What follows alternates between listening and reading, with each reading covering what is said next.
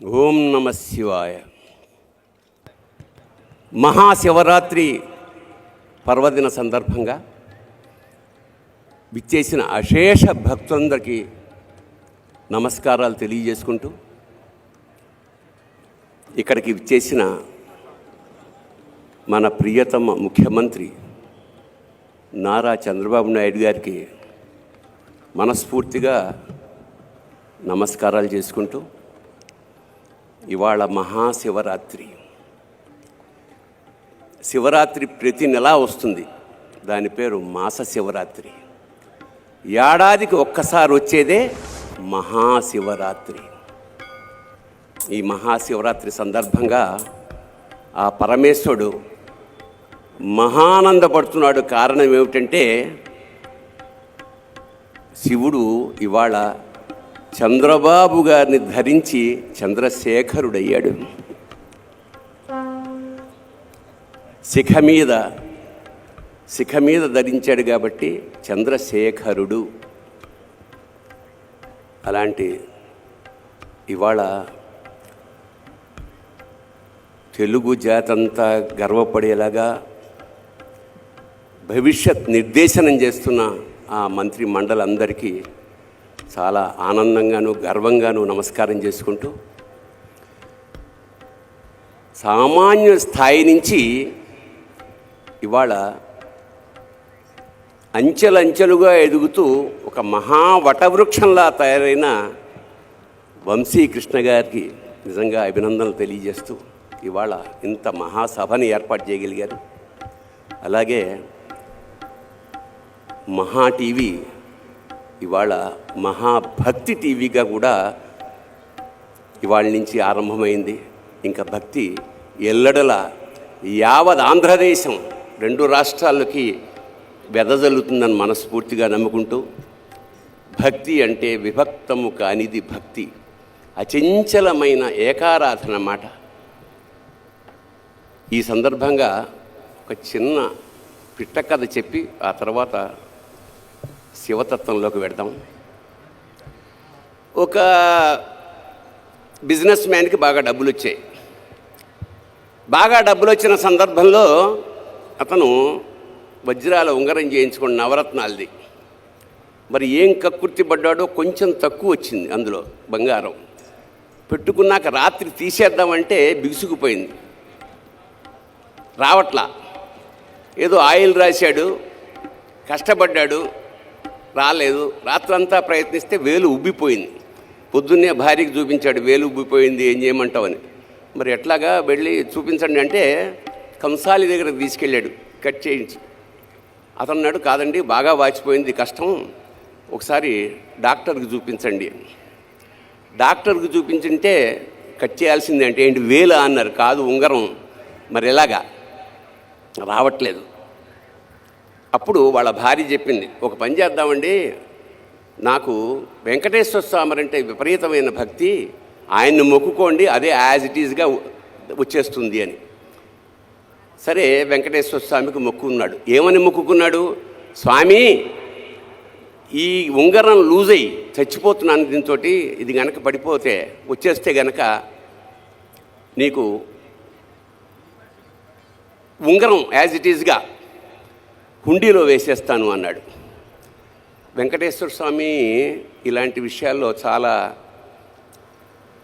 హాయిగా చిరునవ్వు నవ్వుతూ అలాగే అన్నాడు. కట్ చేస్తే నెక్స్ట్ డే కల్లా వాపు తగ్గిపోయి ఉంగరం వచ్చేసింది. చెప్పాను నేను వెంకటేశ్వర స్వామిని నమ్ముకుంటే ఎలా ఉంటుందో అని. వెంటనే తిరుపతి ప్రయాణం అయ్యారు వీళ్ళు. తీరా అక్కడికి వెళ్ళేసరికి పేపర్లో గుండె పగిలే వార్త ఏమిటంటే, బంగారం ధర అమాంతంగా 100 రెట్లు పెరిగిపోయింది. అంటే ఇప్పుడు 50,000 ఉన్నది 5 లక్షలు అయింది అనుకోండి. ఇంత డబ్బు ఉంగరం వేస్తానన్నాను, ఇదేమిటిది అని చెప్పి అతను వెంకటేశ్వర స్వామితో మళ్ళీ ఒక కాంట్రాక్ట్ ఒప్పుకున్నాడు. స్వామి, నేను ఉంగరం వేస్తానన్నది లాస్ట్ మంతు, అప్పుడు బంగారం ధర ఇంతే ఉంది, ఇప్పుడు దానికి నీకు సంబంధం లేదు, అంచేత అప్పుడు దాని ఖరీదు 50,000 రూపాయలు కాబట్టి ఆ 50,000 వేసేస్తాను అని 50,000 పొట్లం కట్టి ఓం గోవిందా గోవిందా అని హుండీలో ఆ డబ్బులు వేసేసాడు. దాంతోపాటు ఉంగరం కూడా పడిపోయింది. అందుకే వాడిని వడ్డీ కాసుల వాడు అంటాడు. అంచేత దేవతలతోటి మనం బేరం చేయకూడదు. అంచేత భక్తి అంటే నిష్కామ భక్తి, నిశ్చల భక్తి ఉండాలి. మరి మనం ఇవాళ మహాశివరాత్రి సందర్భంగా శివుడిని వెతుక్కుంటున్నాం. శివుడు ఎక్కడుంటాడు? ఎక్కడ ఉండడు? సర్వాంతర్యామి కదా. నీలోనూ ఉంటాడు, నాలోనూ ఉంటాడు. నాలోన శివుడు గలడు, నీలోన శివుడు గలడు. శివుడికి విష్ణువుకి భేదం లేదు. మనం అజ్ఞానం కొద్దీ శివుడు వేరు విష్ణువు వేరు అనుకుంటూ ఉంటాం.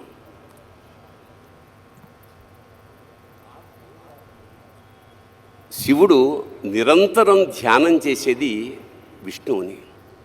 అలాగే విష్ణువు యోగ నిద్రలో ఉండి నిరంతరం తలుచుకునేది శివుణ్ణి. అంచేత ఒకే కాయనికి ఉన్న రెండు వైపులా ఉండేదే శివుడు విష్ణువు. ఉదాహరణకి మనం పొద్దున్న లేచి ఆఫీసులకి పనులకి వెళ్తాం. వెళ్ళినప్పుడు మనం డ్రెస్ వేసుకుంటాం, సూట్ వేసుకుంటాం, వాచ్ పెట్టుకుంటాం, ఉంగరాలు పెట్టుకుంటాం. ఆడవాళ్ళైతే నగలు ధరిస్తారు. అలంకరణ అంతే. అలంకరణ ప్రియో విష్ణు, అభిషేక ప్రియో శివ. అలంకరణలో ఉండే విశేషం ఏమిటంటే విష్ణు తత్వం. దాంతో ఆఫీస్కి వెళ్తాం, పనులు చేసుకుంటాం. అదంతా అయిపోయిన తర్వాత సాయంత్రం వచ్చిన తర్వాత మగవాళ్ళు అయితే వెంటనే చొక్కాలు ఇక్కలన్నీ తీసేసి లుంగిలోకి మారుతారు, ఆడవాళ్ళు నైటీలోకి మారుతారు. అంటే శివతత్వం ఎంటర్ అయిందనమాట. ఇక్కడి నుంచి రీఛార్జింగ్ ది బ్యాటరీ అంటే రిలాక్స్ అవుతాం, పడుకుంటాం. పొద్దున్న కల్లా ఎనర్జైజ్ అవుతాం, మళ్ళీ విష్ణుతత్వంలోకి ఎంటర్ అవుతాం. సో పగలల్లా మనకి శక్తినిచ్చేది విష్ణుతత్వం అయితే మనలో బ్యాటరీ ఛార్జ్ చేసేది శివతత్వం. ఇది తెలుసుకోలేక మనం నిరంతరం జీవితాంతం నేను శివతత్వంలోనే ఉంటాను, పడుకుంటా అంటే పెళ్ళాం గెంటేస్తుంది. అలాగే నిరంతరం విష్ణుతత్వంలో ఉండడం అసాధ్యం. అంచేత శివ విష్ణువులు ఒక్కరే. అందుకని ఎంత మోసగాడివయ్యా శివ. ఒకసారి నేను ఆటగదరా శివ గానం చేయడానికి మా టీంతో శ్రీశైలం వెళ్ళాను. అక్కడ మేమందరం పాట పాడాక అభిషేకం చేసుకుంటుంటే ఒక పెద్ద ఆవిడ వచ్చింది. తెల్లటి విభూది, తెల్లటి జుట్టు, వయసు ఒక 70 ఏళ్ళు ఉంటుంది. ఆవిడ అభిషేకం చేస్తూ ఈ జన్మకి ఇంతేరా మల్లన్న అంది. అంటూ ఆవిడ కన్నీటి బొట్టుని శివలింగం మీద జారవిడిచింది. అంటే ఒక విధమైన ఉద్వేగంతో స్టన్ అయిపోయాను నేను. ఎన్ని క్షీరాభిషేకాలు చేస్తే ఇంత పుణ్యం దక్కుతుంది? కన్నీళ్లతో స్వామిని అభిషేకించి ఈ జన్మకి ఇంతేరా మల్లన్న అంది.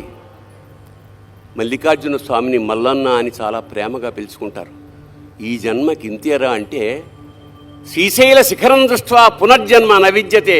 ఒకసారి శ్రీశైల శిఖరం కనుక వస్తే ఇక జన్మరాహిత్యం అనేది మన వాళ్ళు చెప్తూ ఉంటారు.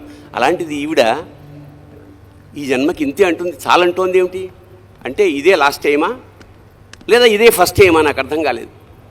అప్పుడు నాలో ప్రయత్నంగా ఈ జన్మకి ఇంతేరా మల్లన్న అన్న వాక్యం రాత్రంతా తిరుగుతోంది. అప్పుడు పుట్టిన పాట ఈ జన్మకి ఇంతేరా మల్లనా, ఈ జన్మకి ఇంతేరా మల్లనా, ఇంకో జన్మ నాకీ మల్లనా.